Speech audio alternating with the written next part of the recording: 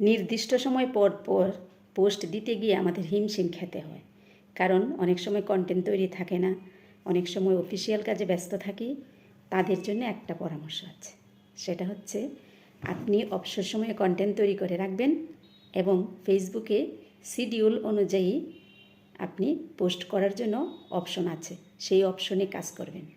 আমি আজকে আপনাদেরকে দেখিয়ে দেব সেই অপশনটাতে কিভাবে আপনি 2 ঘন্টা বা 4 ঘন্টা আগে কিংবা একদিন আগেও একটা পোস্ট রেখে দিতে পারেন। তারপরে সময় মতো দেখবেন সেই পোস্টটা অলরেডি হয়ে গেছে।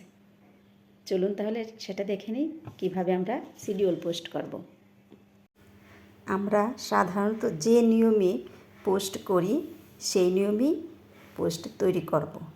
তারপর নেক্সট অপশনে চলে যাব। সেখানে গিয়ে দেখব একটা শিডিউল অপশন লেখা আছে, সেখানে ক্লিক করব।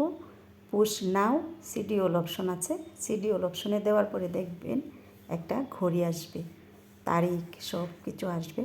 আপনি সেখানে তারিখ দিলেন, তারপরে দিবেন ঘড়ির সময়, একদমই যে মিনিট, তারপরে সেকেন্ড, যেভাবে দেওয়ার দিবেন।